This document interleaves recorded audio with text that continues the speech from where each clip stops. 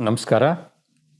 ಮೂರನೇ ಸಂಚಿಕೆಗೆ ಸ್ವಾಗತ. ಈ ಮೂರನೇ ಎಟ್ಟುತೊಗೆಯಲ್ಲಿರುವ ಅಂದರೆ ಸಂಗಮ್ ಸಾಹಿತ್ಯದಲ್ಲಿ ಎಟ್ಟುತೊಗೈ ಪತ್ತುಪಾಟು ಎಂಬ ಈ ಸಾಹಿತ್ಯ ರಚನೆಗಳು ಕಂಡುಬಂದಿವೆ. ಈಗಾಗಲೇ ಕಲಿತೊಗೆ ಬಗ್ಗೆ ಕಳೆದ ಸಂಚಿಕೆಯಲ್ಲಿ ಸಂಕ್ಷಿಪ್ತವಾಗಿ ಅದರ ಮಹತ್ವವನ್ನು, ಅದರ ವೈಶಿಷ್ಟ್ಯತೆಗಳನ್ನು ಕಂಡರಿತೆವು. ಪ್ರಸ್ತುತ ಈ ಮೂರನೇ ಸಂಚಿಕೆಯಲ್ಲಿ ಐಂಗುರುನೂರು ಎನ್ನುವ ಗ್ರಂಥದ ಬಗ್ಗೆ ನಾವು ತಿಳಿದುಕೊಳ್ಳಬಹುದಾಗಿದೆ. ಅದರ ಈ ಐಂಗುರುನೂರಿನ ವೈಶಿಷ್ಟ್ಯತೆ, ಅದರ ಮಹತ್ವ,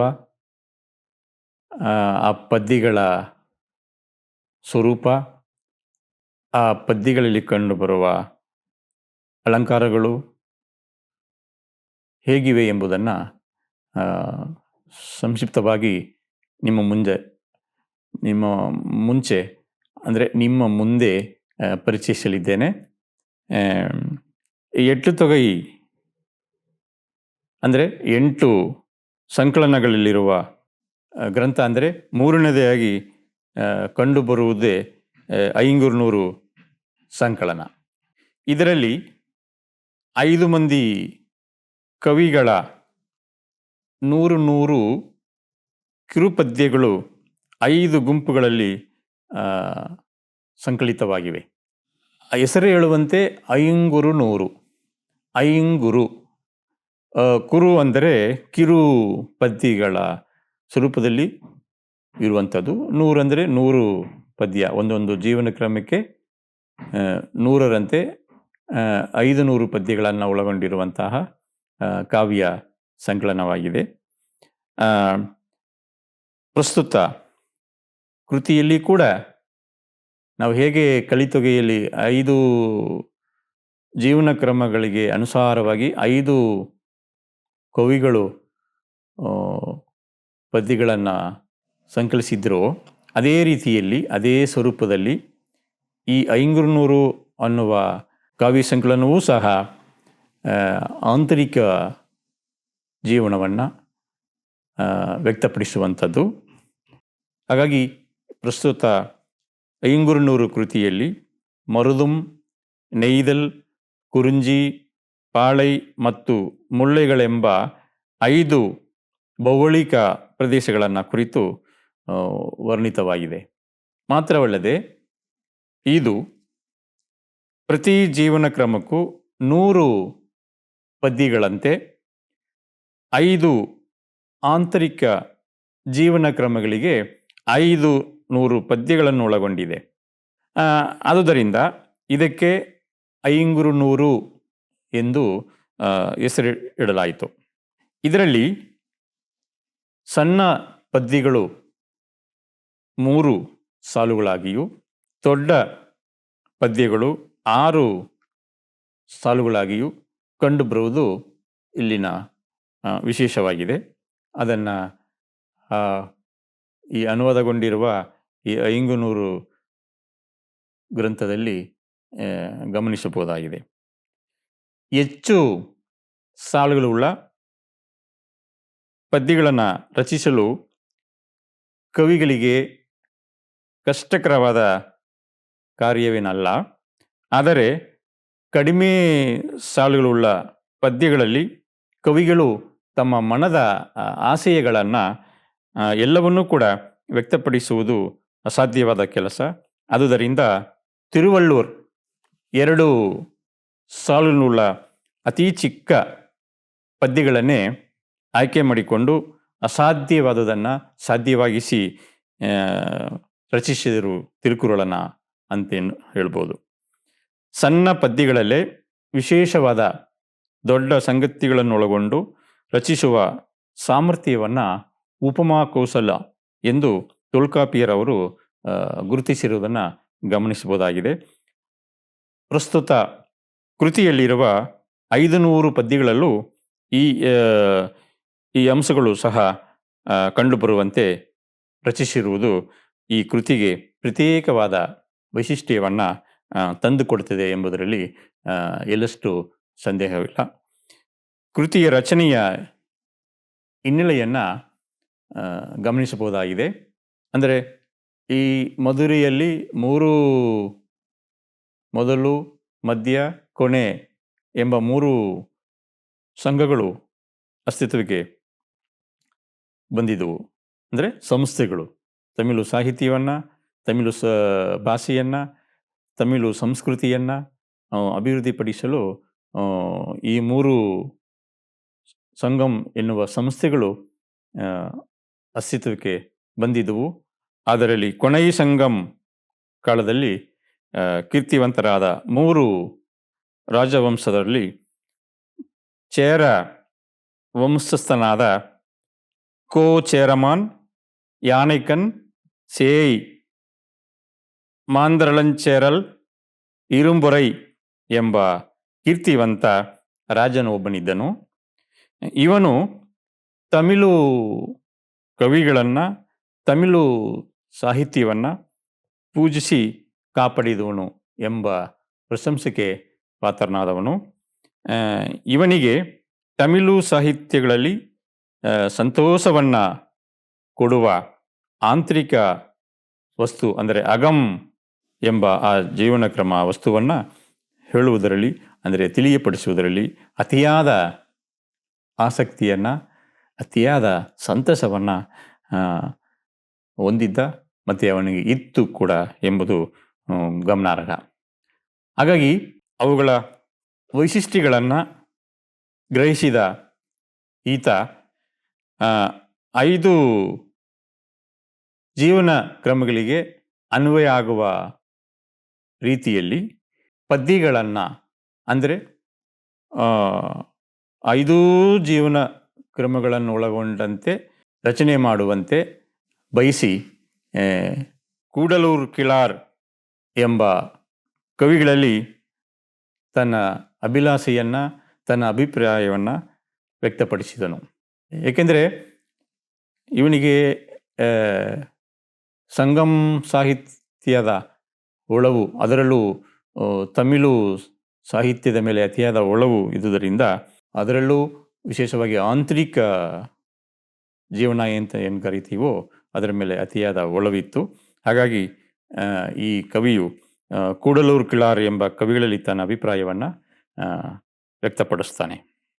ಅದರಂತೆ ಈ ಕೂಡಲೂರು ಕಿಳಾರ್ ಎಂಬ ಕವಿಯು ಅವರಿಗೆ ತನ್ನದೇ ಆದ ಗೌರವವನ್ನು ಕೊಟ್ಟು ಶ್ರೇಷ್ಠ 5 ಕವಿವರ್ಯರಿಂದ 500 ಕಿರುಪದ್ಯಗಳನ್ನು ರಚನೆ ಮಾಡಿ ಕೊಡ್ತಾನೆ. ಇದನ್ನು ನೋಡಿದ ರಾಜನು ಅತೀವ ಸಂತೋಷವನ್ನು ಪಡ್ತಾನೆ. ಈ 5 ಶ್ರೇಷ್ಠ ಕವಿವರ್ಯರೆಂದರೆ ಈ ಮರುದಂ ಜೀವನ ಕ್ರಮವನ್ನು ಓರಂಬೋಗಿಯಾರ್ ಎನ್ನುವ ಕವಿಯು, ಅಂದರೆ ಈ ಐಂಗುರ್ನೂರು ಏನು ಅಂತ ಹೇಳ್ತೀವೋ ಈ ಗ್ರಂಥ, ಎಟ್ಟುತೊಗೆಯಲ್ಲಿ ಬರುವ ಈ ಐಂಗುರ್ನೂರು ಗ್ರಂಥದಲ್ಲಿ ಮರುದಂ ಎಂಬ ಜೀವನ ಕ್ರಮವನ್ನು ಓರಂಬೋಗಿಯಾರ್ ಎಂಬುವರು ರಚನೆ ಮಾಡ್ತಾರೆ. ಹಾಗೆಯೇ ಅನಂತರ ನೈದೆಲ್ ಎಂಬ ಜೀವನ ಕ್ರಮವನ್ನು ಅಮ್ಮೂವನಾರ್ ಎಂಬ ಕವಿಯು ರಚನೆ ಮಾಡುತ್ತಾರೆ. ಅದಾದ ಮೇಲೆ ಕುರುಂಜಿ ಎಂಬ ಜೀವನ ಕ್ರಮವನ್ನು ಕಪಿಲರ್ ಎಂಬ ಕವಿಯು ಬರೀತಾರೆ. ಹಾಗೆಯೇ ಪಾಲೈ ಎಂಬ ಜೀವನ ಕ್ರಮದ ಅನುಸಾರವಾಗಿ ಓದಲಾಂದಯಾರ್ ಎಂಬ ಕವಿಯು ಪದ್ಯಗಳನ್ನು, ಅಂದರೆ ಒಂದೊಂದು ಜೀವನ ಕ್ರಮಕ್ಕೂ 100 ಪದ್ಯದಂತೆ ಇವರು ರಚಿಸಿಕೊಡುತ್ತಾರೆ. ಅದೇ ರೀತಿ ಮುಲ್ಲೈ ಎಂಬ ಜೀವನ ಕ್ರಮದ ಅನುಸಾರವಾಗಿ ಪೇಯನಾರ್ ಎಂಬ ಕವಿಯು ಆ, ತನ್ನದೇ ಆದ ರೀತಿಯಲ್ಲಿ 100 ಪದ್ಯಗಳನ್ನು ರಚಿಸಿ ಕೊಡ್ತಾರೆ. ಈ 5 ಜನ ಕವಿವರ್ಯರು ರಚಿಸಿಕೊಟ್ಟ ಈ 100 ಪದ್ಯಗಳನ್ನು ಸಂಗ್ರಹಿಸಿ ಆ, ಈ ಕೂಡಲೂರು ಕಿಳಾರ್ ಎಂಬ ಕವಿಯು ಒಂದು ಸಂಕಲನವಾಗಿ ಸಂಕಲಿಸಿ ಆ, ಕೊಡುವುದರಲ್ಲಿ ಬಹಳ ಅತಿಯಾದ ಯಶಸ್ಸನ್ನು ಪಡೀತಾರೆ. ಹಾಗಾಗಿ ಈ ಐಂಗೂರ್ನೂರು ಎಂಬ ಹೆಸರನ್ನು ಈ ಕೃತಿ ಪಡೆಯಿತು ಎಂಬುದು ಕಂಡುಬರುತ್ತಿದೆ. ಮತ್ತು ಈ ಐಂಗೂರ್ನೂರು ಕಾವ್ಯದಲ್ಲಿ ಹಲವಾರು ಸ್ವಾರಸ್ಯಕರವಾದ ವಿಚಾರಗಳನ್ನು ಗಮನಿಸಬಹುದು. ಇಲ್ಲಿ ನಾಯಕ, ನಾಯಕಿ, ಗೆಳತಿ ಹೀಗೆ ಮುಂತಾದ ಹಲವಾರು ಪಾತ್ರಗಳು ಕಂಡುಬರುವುದನ್ನು ಗಮನಿಸಬಹುದು. ಇಲ್ಲಿ ಒಬ್ಬ ನಾಯಕಿ ತನ್ನ ಗಂಡನನ್ನು ತಿದ್ದುವ, ಸರಿಪಡಿಸುವ, ಬಹಳ ನಾಜೂಕಿನಿಂದ ಅವನನ್ನು ಸರಿದಾರಿಗೆ ತರುವುದರಲ್ಲಿ ಆ ರೀತಿ ಮಾಡಿದರೂ ಕೂಡ ಆ ನಾಯಕ ಸರಿದಾರಿಗೆ ಬರದೇ ಇದ್ದರೆ ಅವನನ್ನು ದಂಡಿಸಿ ಬುದ್ಧಿ ಹೇಳುವ ಮಟ್ಟದಲ್ಲಿ ಕಂಡುಬರ್ತಾಳೆ. ಆ ರೀತಿ ಬುದ್ಧಿ ಹೇಳುವ ಮತ್ತು ನಯನಾಜೂಕಾಗಿ ಅವನಿಗೆ ಅಳುವ ರೀತಿಯಲ್ಲಿ ಅವನನ್ನು ಬದಲಾಯಿಸುವ ಮಾರ್ಗದಲ್ಲಿ ತನ್ನ ಎತ್ತ ತಾಯಿಗಿಂತ ಅವಳು ನಾಯಕಿ ಶ್ರೇಷ್ಠ ತಾಯಿ ಎಂಬ ನೆಲೆಯನ್ನು ಹೊಂದುವುದನ್ನು ಕಾಣ್ಬೋದು. ಅಂದರೆ ಈ ಆಂತರಿಕ ಜೀವನದಲ್ಲಿ ನಲ್ಲೆಯಾದವಳು ಎಷ್ಟು ಮಟ್ಟಿಗೆ ತನ್ನ ಗಂಡನ ಮೇಲೆ ಕಾಳಜಿಯನ್ನು ಇಟ್ಟಿರುವುದನ್ನು ನಾವು ಗಮನಿಸ್ಬೋದು. ಈ ಸಂಗಮ್ ಸಾಹಿತ್ಯ ಈ ವಿಚಾರವನ್ನು ಬಹಳ ಅದ್ಭುತವಾಗಿ ಚಿತ್ರಿಸಿಕೊಡುತ್ತದೆ. ಅಲ್ಲದೆ ಇನ್ನೊಂದು ಈ ಕೃತಿಯಲ್ಲಿ ಬರುವ ಇನ್ನೊಂದು ಪ್ರಸಂಗವನ್ನು ನಾವು ಗಮನಿಸಬಹುದು. ನಲ್ಲನ ಮೇಲಿನ ನಲ್ಲೆಯ ಪ್ರೀತಿ ಹೇಗೆ ಕಂಡು ಬರ್ತಿದೆ ಅನ್ನೋದು. ಒಂದು ಸಲ ಈ ನಾಯಕಿ ತನ್ನ ತವರೂರಿಗೆ ಬಂದಿರ್ತಾಳೆ. ಆ ಸಂದರ್ಭದಲ್ಲಿ ಗೆಳತಿಯು ನಿಮ್ಮ ಊರಿನಲ್ಲಿ ಸರಿಯಾಗಿ ನೀರು ಸಿಕ್ಕುವುದಿಲ್ವಂತೆ, ಮತ್ತು ಇರುವ ನೀರು ಕೂಡ ಒಂದು ರೀತಿ ಕದಡಿ ಇರ್ತದಂತೆ. ಅದು ನೀನು ಹೇಗೆ ಕುಡಿದು ಜೀವನ ಮಾಡ್ತೀಯಾ ನಿನ್ನ ಗಂಡನ ಊರಿನಲ್ಲಿ ಅಂತ ಕೇಳಿದಾಗ ಅದಕ್ಕೆ ಆ ನಾಯಕಿ ಕೊಡುವ ಉತ್ತರವು ಬಹಳ ಸ್ವಾರಸ್ಯಕರವಾಗಿರುವುದನ್ನು ನಾವು ಗಮನಿಸ್ಬೋದು. ಅದಕ್ಕೆ ಆ ಊರಿನ ಅಂದರೆ ಆ ನಾಯಕಿ ತನ್ನ ಗೆಳತಿಗೆ ಹೇಳುವಂಥ ಉತ್ತರ ಹೀಗಿದೆ: ನನ್ನ ಗಂಡನ ಊರಿನಲ್ಲಿರುವ ಆ ನೀರು ಹೂವು ಮತ್ತು ಎಳೆಗಳು ಬಿದ್ದು ಕಲುಷಿತಗೊಂಡಿದೆ ಕೊಂಡಿರುವುದು ಕಂಡು ಬರುತ್ತದೆ. ಹಾಗೆಯೇ ಜಿಂಕೆಗಳು, ಇತರ ಪ್ರಾಣಿಗಳು ಆ ನೀರನ್ನು ಕುಡಿದು ಕದಡಿ ಹೋಗಿರ್ತದೆ. ಆ ನೀರನ್ನೇ ನಾವು ಕುಡಿತಾ ಇರುವುದು. ಆದರೆ ಆ ನೀರು ನಮ್ಮ ಈ ತವರಿನ ಹಿತ್ತಲಿನಲ್ಲಿರುವ ಆ ಹಸುವಿನ, ಅಂದರೆ ಜೇನುಕ್ಕಿಂತ ಉತ್ತಮವಾಗಿರುವ ಆ ಹಸುವಿನ ಹಾಳಿಗಿಂತ ನನ್ನ ಗಂಡನ ಊರಿನಲ್ಲಿರುವ ಆ ನೀರು ಬಹಳ ಸವಿಯಾಗಿದೆ, ತುಂಬ ರುಚಿಯಾಗಿದೆ ಎಂದು ವ್ಯಕ್ತಪಡಿಸ್ತಾಳೆ. ಅಂದರೆ ತನ್ನ ನಲ್ಲನ ಊರಿನಲ್ಲಿರುವ, ಅದರಲ್ಲೂ ಕದಡಿರುವ, ಅಂದರೆ ಪ್ರಾಣಿಗಳು ನೀರನ್ನು ಕುಡಿದು ಕದಡಿರುವ ಮತ್ತು ಎಳೆಗಳು, ಹೂವುಗಳು ಬಿದ್ದು ಒಂದು ಏನು ಕೊಳೆತ ನೀರು ಅಂತ ಹೇಳ್ತೀವೋ ಆ ಮಟ್ಟದಲ್ಲಿರುವ ನೀರು ಈ ತವರಿನಲ್ಲಿರುವ ಹಸುವಿನ ಹಾಲು ಏನು ಅಂತ ಹೇಳ್ತಾರೋ ಆ ಜೇನಿಗಿಂತ ಉತ್ತಮವಾದ ಈ ಹಾಲು ಅಂತ ಅಂತಾಳೆ. ತನ್ನ ತವರಿನ ಊರಿನಲ್ಲಿರುವ ನೀರನ್ನು ಅದಕ್ಕಿಂತ ಹಾಲಿಗಿಂತ ಉತ್ತಮವಾಗಿದೆ ತನ್ನ ನಲ್ಲನ ಗಂಡನ ಊರಿನ ನೀರು ಎನ್ನುವುದು ವ್ಯಕ್ತಪಡಿಸ್ತಾಳೆ. ಅಂದರೆ ಇಲ್ಲಿ ಅಂದರೆ ಪ್ರೀತಿ, ಅವಳ ಪ್ರೀತಿಯನ್ನು ವ್ಯಕ್ತಪಡಿಸುತ್ತದೆ ಈ ಸನ್ನಿವೇಶವು. ಗಂಡಿನ ಮೇಲಿನ, ಅಂದರೆ ತನ್ನ ಗಂಡನ ನಲ್ಲನ ಮೇಲಿರುವ ಅತಿಯಾದ ಪ್ರೀತಿಯನ್ನು ವ್ಯಕ್ತಪಡಿಸುತ್ತದೆ ಈ ಪ್ರಸಂಗ. ಅಂದರೆ ಪ್ರೀತಿಯ ಸ್ವಭಾವವನ್ನು ದೇವರೂ ಸಹ ಅರಿಯಲಾರರು ಎಂಬುದು ಇಲ್ಲಿ ಕಂಡುಬರುತ್ತದೆ. ಹೀಗೆ ಈ ಐಂಗುರ್ನೂರು ಪದ್ಯದಲ್ಲಿ ಹಲವಾರು ಸ್ವಾರಸ್ಯಕರವಾದ ಪ್ರತಿಯೊಂದು ಪದ್ಯವೂ ಕೂಡ ಸಣ್ಣ, ಅಂದರೆ 2 ಸಾಲುಗಳು ಹಾಗೂ 3 ಸಾಲುಗಳುಳ್ಳ ಈ ಪದ್ಯಗಳು ತುಂಬ ಅಂದರೆ ಒಳಧ್ವನಿ, ಇವು ತಮಿಳಲ್ಲಿ ಉಳ್ಳುರೈ ಅಂತ ಹೇಳ್ತಿದ್ದಾರೆ. ಆ ಉಳ್ಳುರೈ ಎನ್ನುವುದಕ್ಕೆ ಒಳಧ್ವನಿ ಅಂತ ನಾವು ಕರಿಬೋದು. ಅದೇ ರೀತಿ ಇರೈಚಿ ಎಂದು ಕರೀತಾರೆ. ಇರೈಚಿ ಅಂದರೆ ಅಭಿವ್ಯಕ್ತ ಧ್ವನಿ ಅಂತ ನಾವು ಹೇಳ್ಕೋಬೋದು. ಆ ರೀತಿ ಮತ್ತೆ ಸೂಕ್ಷ್ಮಾರ್ಥ, ಉಪಮಾನಗಳು, ರೂಪಕಗಳು ಕಂಡು ಬರ್ತವೆ.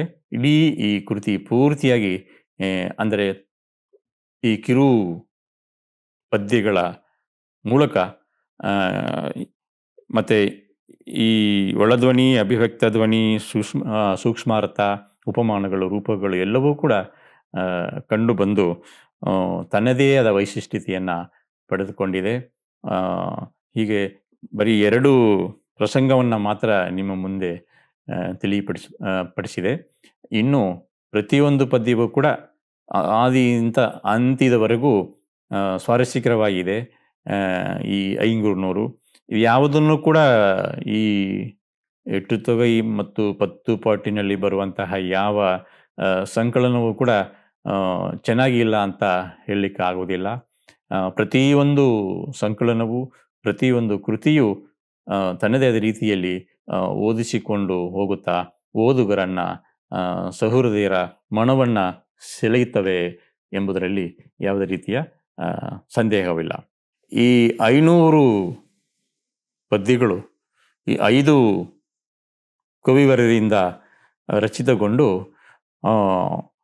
ತಮಿಳು ಸಾಹಿತ್ಯ ಲೋಕದಲ್ಲಿ ಇದು ಒಂದು ರೀತಿಯ ಪ್ರಭಾವವನ್ನು, ಅಂದರೆ ಈ ಆಂತರಿಕ ಜೀವನವನ್ನು ಕಟ್ಟಿಕೊಡುವುದರಲ್ಲಿ ತನ್ನದೇ ಆದ ಪಾತ್ರವನ್ನು ವಹಿಸುತ್ತದೆ. ಇದರ ಮೇಲೂ ಕೂಡ ಈ ತಮಿಳುನಾಡಿನಲ್ಲಿರುವ ಎಲ್ಲ ವಿಶ್ವವಿದ್ಯಾಲಯಗಳಲ್ಲೂ ಕೂಡ ಈ ಐಂಗುರ್ನೂರು ಕೃತಿಯಲ್ಲಿ ಬರುವಂತಹ ಹಲವಾರು ಸನ್ನಿವೇಶಗಳನ್ನು, ಹಲವಾರು ವಿಚಾರಗಳನ್ನು ಬೇರೆ ಬೇರೆ ಶೀರ್ಷಿಕೆಗಳಡಿಯಲ್ಲಿ ಕುರಿತು ಅಧ್ಯಯನ ಮಾಡುವುದು ಕಂಡುಬರುತ್ತಿದೆ. ತುಂಬ ಸೊಗಸಾಗಿ, ಒಂದು ರೀತಿ ಉತ್ತೇಜನವಾಗಿ, ಒಂದು ರೀತಿ ಮನಸ್ಸನ್ನು ಚಿಂತನೆಗೆ ಒಡ್ಡುವ ರೀತಿಯಲ್ಲಿ, ಅದು ಆ ಪ್ರಾಚೀನ ಕಾಲದ ತಮಿಳರು ಎಲ್ಲ ವಸ್ತುಗಳಿಗೆ ಅನ್ವಯ ಆಗುವ ರೀತಿಯಲ್ಲಿ ಈ ಸಾಹಿತ್ಯವನ್ನು ರಚಿಸಿರುವುದು ಕಂಡುಬರುತ್ತಿದೆ. ಹಾಗಾಗಿ ಈ ಕೃತಿ ತಮಿಳಿನಿಂದ ಕನ್ನಡಕ್ಕೆ ಅನುವಾದಗೊಂಡು ಈ ತಮಿಳು ಶಾಸ್ತ್ರೀಯ ಭಾಷಾ ಕೇಂದ್ರೀಯ ಸಂಸ್ಥೆಯಲ್ಲಿ ದೊರಕುತ್ತವೆ. ಮಾತ್ರವಲ್ಲದೆ ಇಲ್ಲಿ ಅನುವಾದಗೊಂಡಿರುವ ಕನ್ನಡ ಅನುವಾದ ಕೃತಿಗಳು ಅಮೆಜಾನ್ನಲ್ಲಿ ಕೂಡ ದೊರೆಯುತ್ತವಂತ ನಿರ್ದೇಶಕರು ಮತ್ತು ಇಲ್ಲಿ ಪಬ್ಲಿಕೇಶನ್ ಸೆಕ್ಷನಲ್ಲಿ ಹೇಳಿದ್ದಾರೆ. ಆಸಕ್ತಿ ಉಳ್ಳವರು ಈ ಸಂಗಮ್ ಕೃತಿಗಳನ್ನು, ಅದು ಈ ಅನುವಾದ ಕೃತಿಗಳನ್ನು ತರಿಸಿಕೊಂಡು ಓದಬಹುದಾಗಿದೆ. ಮತ್ತು ತನ್ನದೇ ರೀತಿಯಲ್ಲಿ ಲೇಖನಗಳನ್ನು, ಅಧ್ಯಯನಗಳನ್ನು ಕೈಗೊಳ್ಳಬಹುದಾಗಿದೆ ಎಂಬುದು ನನ್ನ ಅನಿಸಿಕೆ. ನಮಸ್ಕಾರ.